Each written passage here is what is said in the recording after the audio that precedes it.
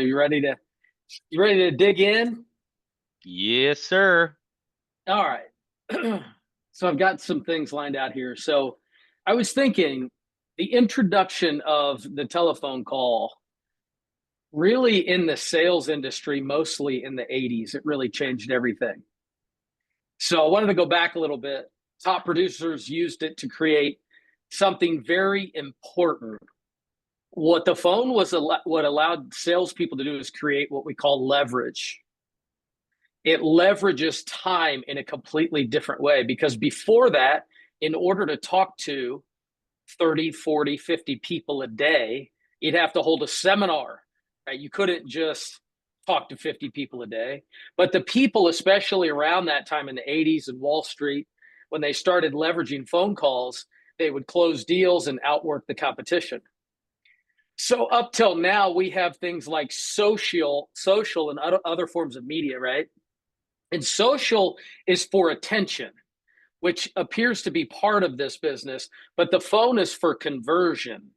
And so we're going to talk a little bit about how to leverage the two and do something difficult, which we all plan to do today, which is make phone calls, right? So it's uncomfortable and it's probably the right move. So we're going to talk about how doing uncomfortable things, Dean, like making calls and starting conversation and doing what other people avoid is how we get ahead.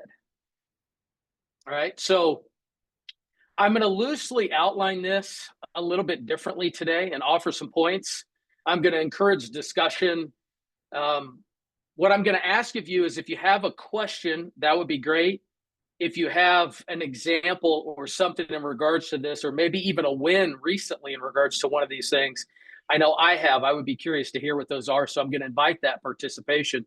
The first thing I'm gonna say is, or the first point that I'm gonna have you consider is own everything. Own everything because your life is your fault. So, well, what does that mean? It's very clear that your life is your fault, but are you owning every result in your life? Are you owning the results of each individual day? Do you get to the end of the week and think, well, the market's tough, people are tough, interest rates are tough, everything's tough, right?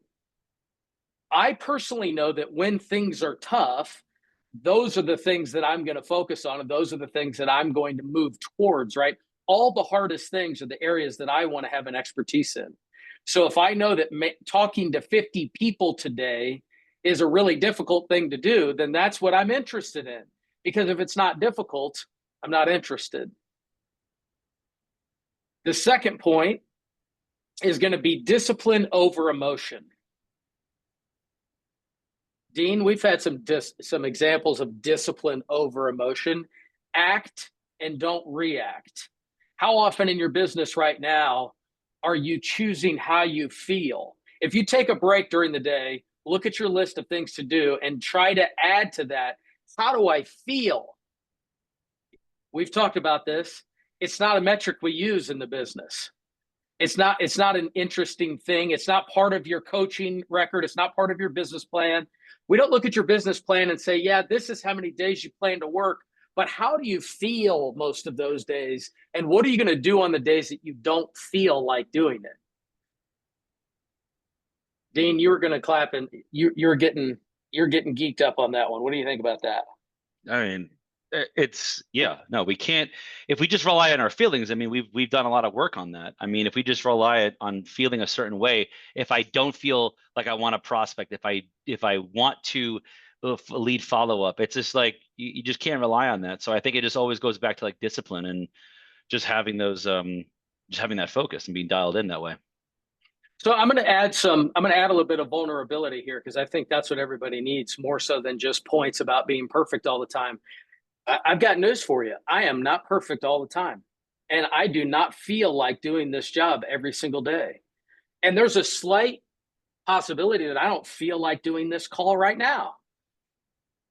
And when this happens, what I recognize is that your feelings are going to take over a small portion of your day, no matter who you are. The way that you work through this is you recognize that there's certain things that trigger feelings. Negativity triggers feelings, oftentimes negative people, losing deals, not achieving your goals, not trusting your word, not doing everything you said you were going to do, makes it difficult to continue to feel like doing the work. So, how do you continue to put yourself in a position to feel like you actually want to do the work? I did a lot of research on this to try to put myself in a position where I know I'm going to do it anyways, but it'd be better if I was excited about it. So, how can I be in a position where I actually feel like doing the work? Here's what I found out. What I found out is action always puts you in a different state.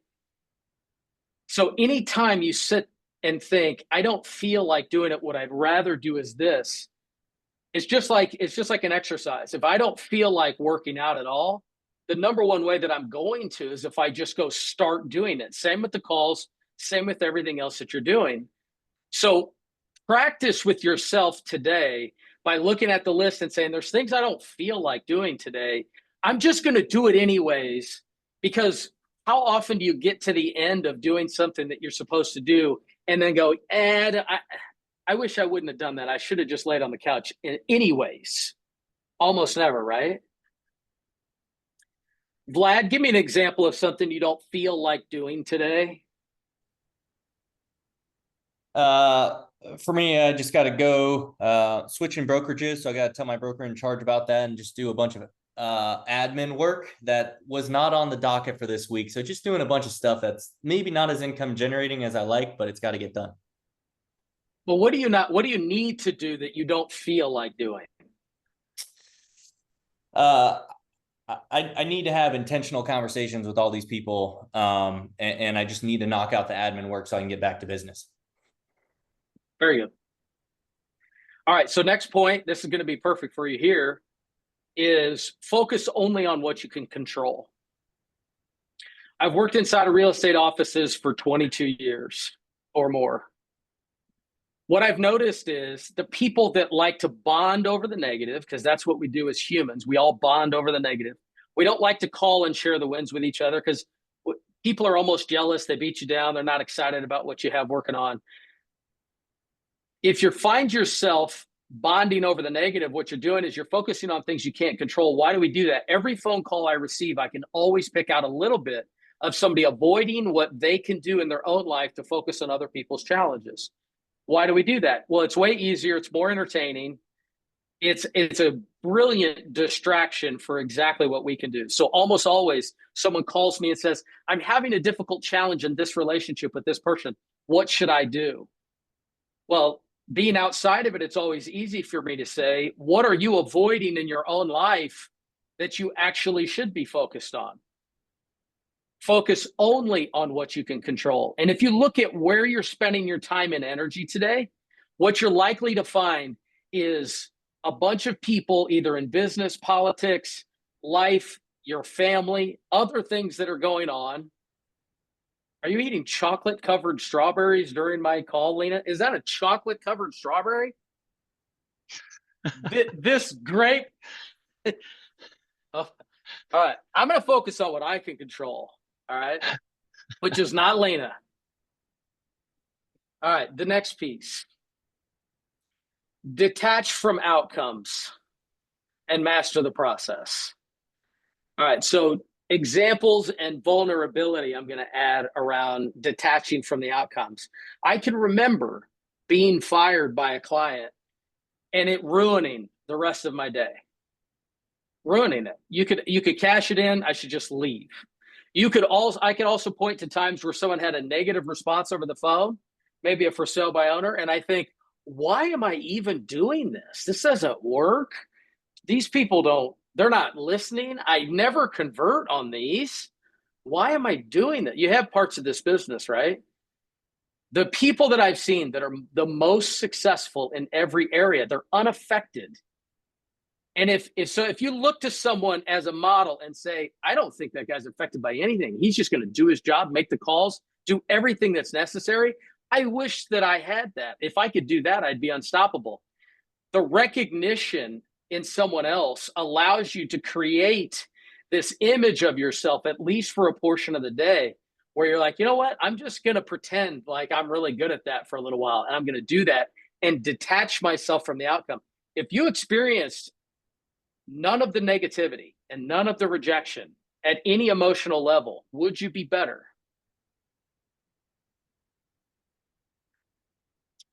The next one is pain is the teacher. Lean into it. I can absolutely point to a time in our business as a team when I recognize that the difficult clients, the pain, the parts of the business that are the most difficult, those are the teachers. Everything else that's easy about the business is what all your competition is already doing. And they're already seeing benefit from doing that. Pain is the teacher. But how frequently in everything that you're doing, when you reach the point of pain, do you decide that's enough? I shouldn't go any further in this. Our bodies are designed to try to preserve energy and resist pain.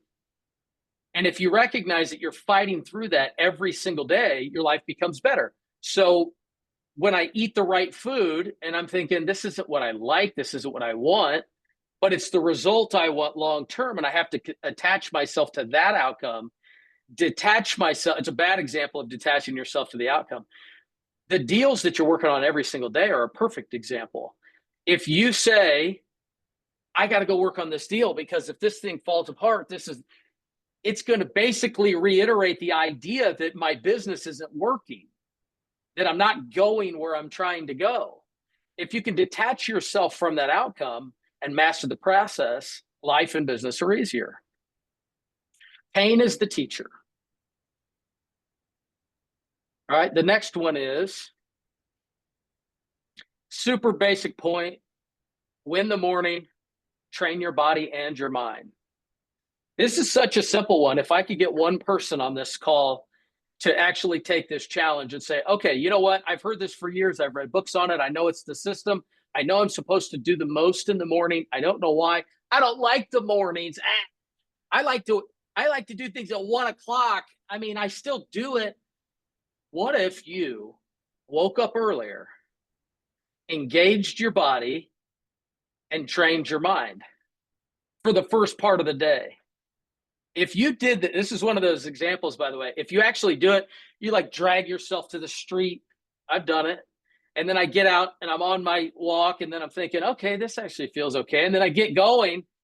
Then then I'm like looking at birds like, oh, the beautiful birds. Look at this life I have. Look at these beautiful birds.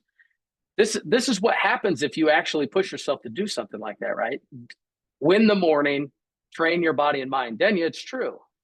It's true. I celebrate Have birds. you actually said that out loud? Look at the beautiful birds outside at 5 o'clock in the morning. It's not like me. That's why I'm sharing. The whole theme of this call is vulnerability. What I'm telling you is I get out on the walk and I'm thinking, this is just beautiful. Why don't I come out and see this ever? Why am I stuck in my mind? Yes, I do say birds are beautiful. All right. Next one. Do something physically hard every day. Now I'm adding this one because I'm seeing an incredible amount of value. I've had to do my cardio at 10 o'clock at night a couple times in my first 18 days of this 75 hard. And guess what? 18 days in, I don't regret any of it. Even when I'm out doing it at 10 o'clock at night, I'm thinking, this is so great that I'm seeing a whole different side of even my life that is even possible, that I thought was possible. And doing something physically hard reminds you that you're capable of all things. This applies directly to everything that you're doing, because how do you expect to roll in and make a bunch of difficult phone calls and have 50 people tell you that what you're doing is worthless and still win? And you haven't convinced yourself in how long that what you're doing is meaningful and that you are winning. Teddy, did you get sad on that point? Did that make you sad? All right, Teddy, I can't hear you. Do something physically hard every day. All right, you don't have to turn it on. Next point. Actually follow your schedule with precision. Now, I heard this point 600 times going to seminars from my coach every single week. And I'm like, yeah. Next point, give me a zinger, give me something better. I've heard this. If you actually take that, write it down, follow it with precision, look at your schedule. Number one, your schedule's full of a bunch of shit you're not doing. Number two, if you actually followed it for one day, you'd be amazed at the results you would get because you have a good plan. You have the material. You don't need me to give you that material. You've heard it all. I'm just offering it hopefully in a different way where you can say, you know what? I'm going to take that 1 point. I'm just going to try to do these things on my schedule today. So the advice would be pare that down. Get rid of all the perfect schedule that you have and create blocks. The blocks are prospecting, administrative work, exercise, appointments. Get those blocks on there. Schedule shorter blocks, especially if you're on this call and you know that you're not following that schedule very well.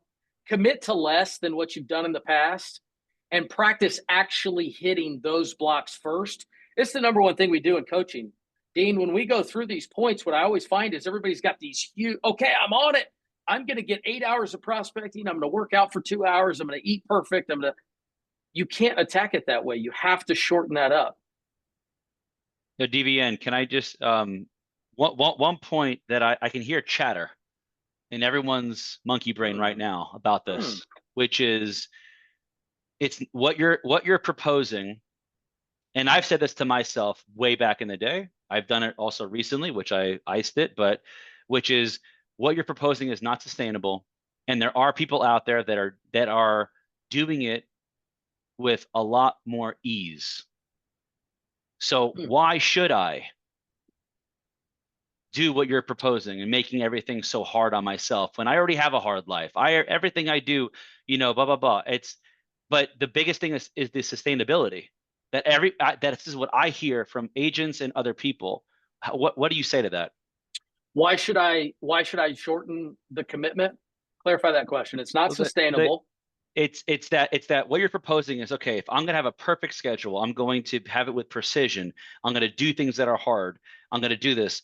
Many people believe that over the long haul, this is not a sustainable way of living. I see. Okay. Here's what I realized, and it's a very valid point. I found myself judging people that were doing a lot. And it's a way that we negotiate with ourselves out of this, by the way. It's just another creative way that our brain tricks us. And I would spend time with super high producers and I would say, oh my God, take 200 listings in a year. You probably don't have any time for yourself. And here's what I found time and time again. I would say, this sounds completely unsustainable. You know what they said? Oh no, this is way easier than what you're doing.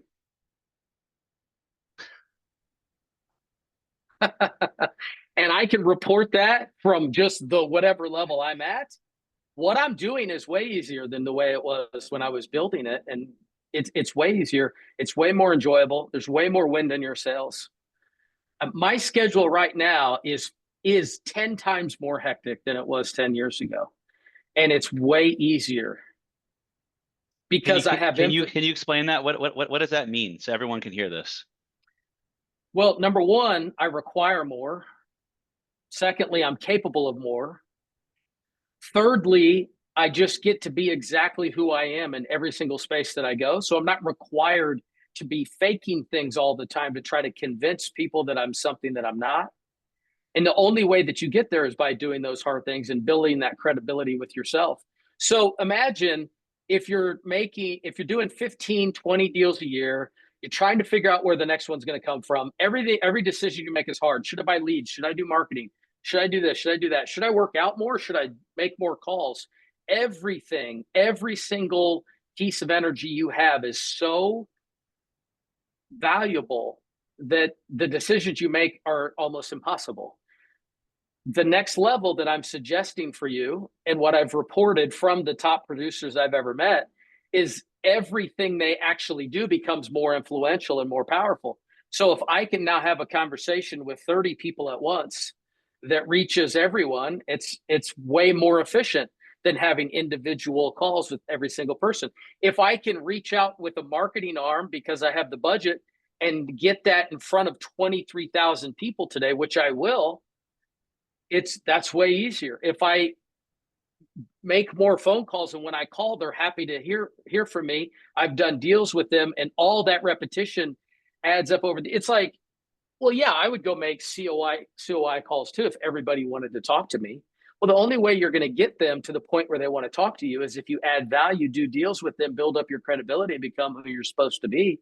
So I'm not suggesting that it's easy, and it's not overnight, but that's the result you want, right? What I am reporting is it's easier. Does that answer it?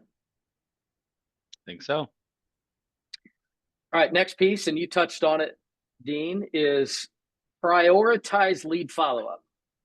No excuses. I do find that over time that we get really confused on what the definition of lead follow-up is. It seemed to me in the beginning, for me especially, that lead follow-up is a clear activity. It's very different. Now, prospecting kind of feels like lead follow-up. Well, I get leads, right? And I'm calling leads. Isn't that lead follow-up? No, that's not lead follow-up. Lead follow-up is, right, Dean? That's not lead follow-up. You are following up with leads, and that's why it's confusing. What is lead follow-up? Lead follow-up is the universe gives you signs that and indications that people will do something. They show up in your brain. They show up in your feed.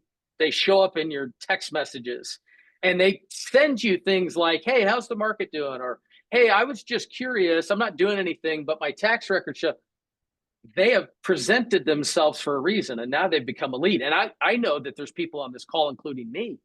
They've even got leads sitting in their text message right now with someone saying, I think I want to do something, and you're not calling them back. I know that. I know that's happening. And you're going, oh, I got to talk to 800 people today. And there's 3 people trying to give you deals, and you're missing an activity on your schedule, and that's called lead follow-up. Hopefully that broke through. Givian, can you go through what your lead follow-up schedule is? Like when do you call your leads? What does it look like? How frequently, if someone raised their hand like that and said, I want a valuation because I'm thinking about selling my house, can you share with the group? What does your system look like? I'm going to share how I learned to do lead follow-up from a masterful agent in Florida named Mike Darda, who's one of the most prolific prospectors and a dear friend of mine and one of the best agents I know. And when I was trying to figure out how to do lead follow-up, I was coaching with Kathy Anderson, who was coaching a lot of really top people at that time. And she would say, let me tell you what Mike Darda does for lead follow-up. He carries his book of his stalker list, that he would call it, and he would go in to take a listing. And if he didn't get the listing, he would sit in his car and do 20 minutes of lead follow-up right there. And if he did get the listing, he'd door knock 20 doors with the listing agreement and tell everybody he took a listing. So it was an if this, then that strategy. So you have results that you're looking for every single day in your business.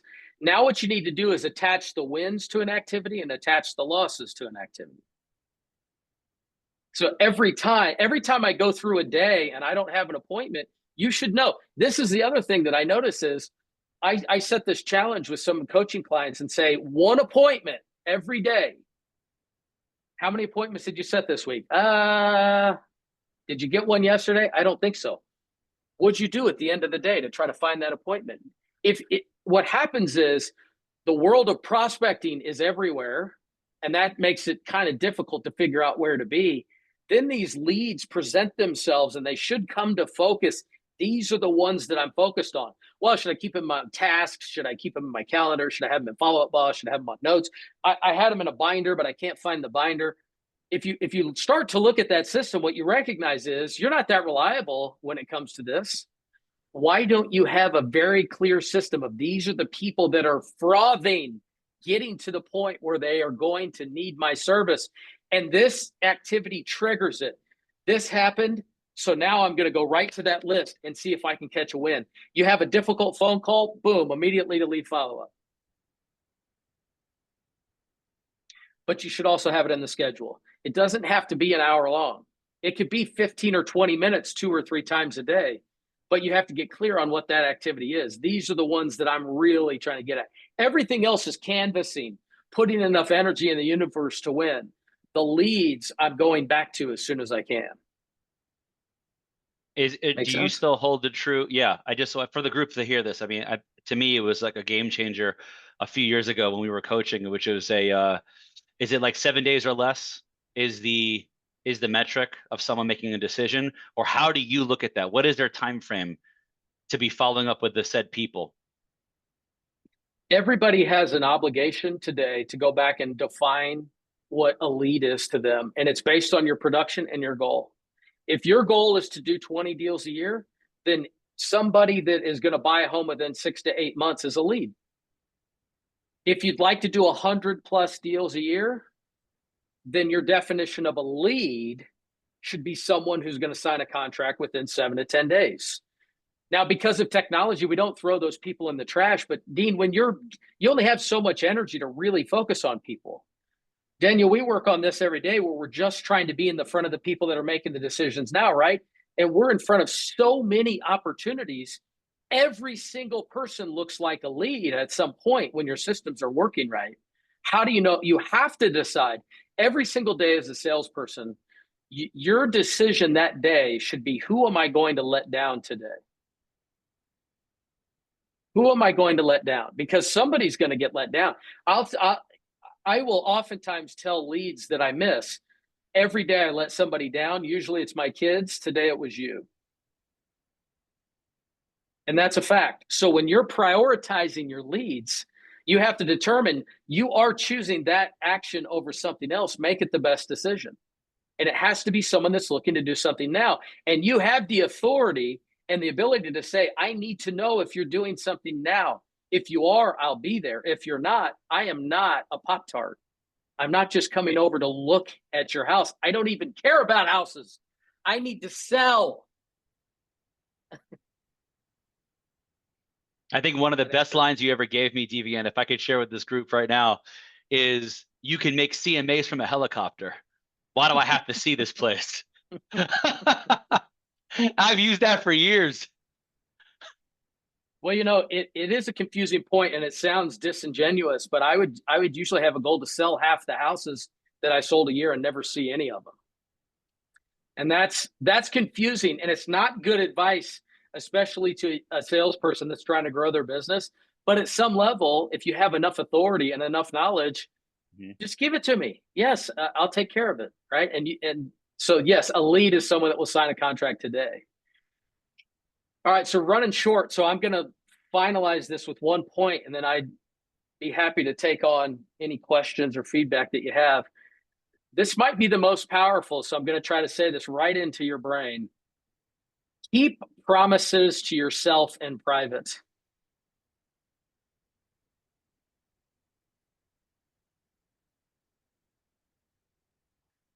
I just sat on that one, just waiting for it to hit you, Dean. So keep promises to yourself in private. Here's how you violate this every day. I'm never doing this again. I'm never doing that again. I'm never going to do this. I'm going to do this Monday. I'm going to start Monday. I'm going to call them later. I'm going to do that. You know what? That was a really good point that you had on the call. By the way, we have fun on the call, and I think it gets exciting, and I think there's some good points and stuff like that. And I know that most people, and I would be included, leave and go, oh, that was a good call, and you go right on to the next thing, and they're all lost. But the idea, what you could take to yourself is there were some things in here that you could actually implement. And if you keep a promise to yourself in private, by the way, I realized I was violating this because we all have this image that we're trying to present that we're doing everything perfectly. And so when you show up in a coaching call or you show up in this type of environment, I make 40 calls, I have contacts a day, but no, you don't. You break promises to yourself every day. Start by getting rid of that. And then what you realize is you care less about the competition, less about what other people think. You know that you can trust yourself and your results are better. Did I get you, Teddy? Did I get you? All right, so we're running short on time. Anybody got a question? Let's do a question. No diatribes. Was looking for anybody who unmuted themselves. No questions? Okay, I Maybe have there's a two out there question. today. All right. All right. I'm Tanya Crow from Greenville, South Carolina.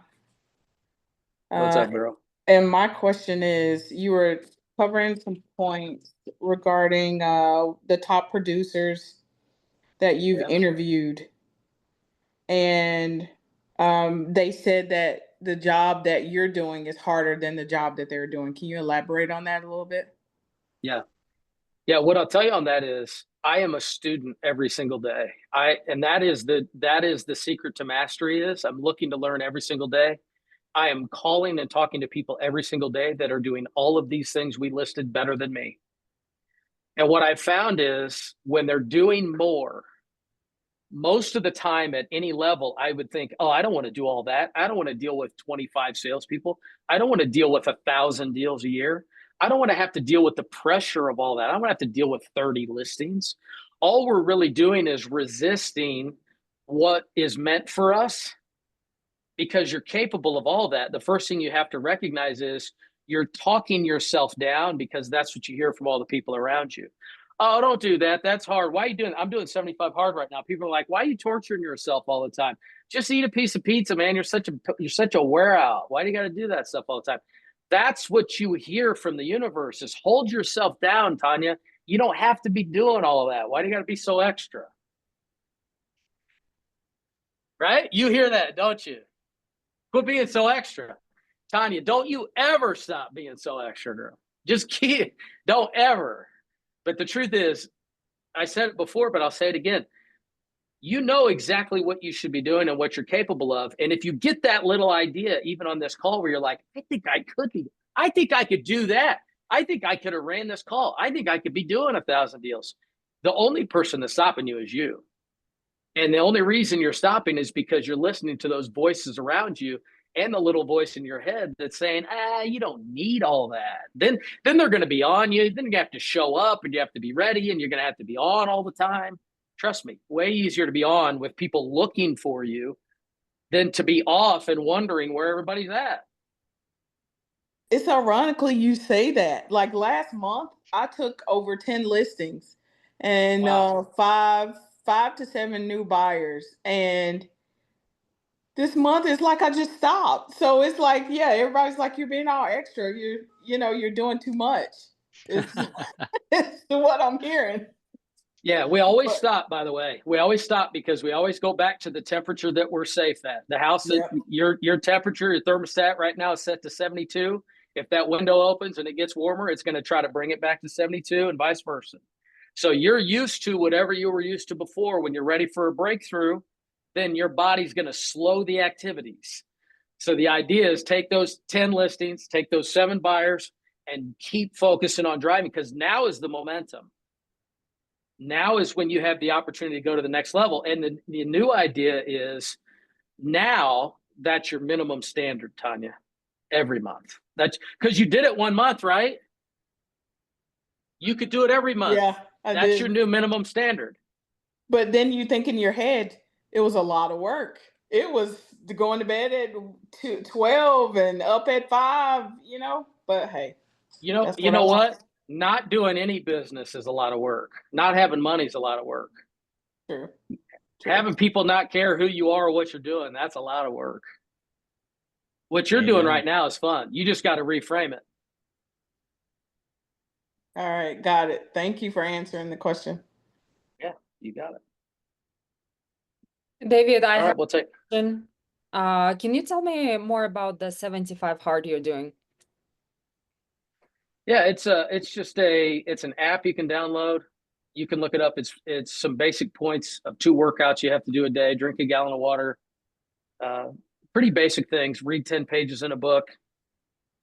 It's not my program. It's Andy Frisella's program. It's not perfect, by the way, but it is hard and it's outlined. And so I've done it once before. Whenever I'm doing well in the business or I'm not getting all the results I want, I'll look for something like that to physically challenge myself. So look it up. You can find the app, download the app. It's very simple and basic. Anybody can do it. Do you track your habits? You track them. That's all it does is every single day you log in and you track that you did it. But you have to do it every day. You have to do every single item every day or you have to start over. Okay, and the 75 is just help you kind of rewire your brain and pretty much make it a habit? Push you? It helps me. Yes, it just outlines the structure of a physical commitment that I have, and then it shows up in everything that I do. So when I show up here and I say do hard things, then you're not like, well, this guy has no idea what he's talking about. He's not doing anything hard. That's what most teachers do, right? They give you a bunch of points and they're not doing any of them. So I'm just trying to practice what I preach. Yeah, for sure. And now I do have one more question about the promises. What do you think would be some of the steps or something that would really help us kind of keep those promises? Because sometimes we make like, I do that all the time. Like, yeah, I'm gonna do this, I'm gonna do this. And then, the excitement wears off and you're not there, And of course it's more of a like doing it versus, being motivated. It's just taking the action. But what are some of the steps that you can take like do you just do it right away, or like what do you think could help us to keep those promises? No, I'm glad you asked this because this is going to be a very important point. Teddy, I think you're going to like this point. What most people on this call need to learn how to do and get much better at is tell people no. Wow. Boundaries. Yes. So keeping promises to yourself, here's what happens. People go, hey, will you do that for me? And I'm inclined, whether it's a client or a team member or my family, and I want to say yes. But I know that what I'm compromising is my integrity because I don't think I'm going to do that. And so it's difficult, but I can promise you right now, every single person that asks me for something, I will say no if I don't intend to do it right then. No, I'm not going to do that. Hey, would you come to this party on Saturday? No, I won't be there. Why? Because I don't want to go.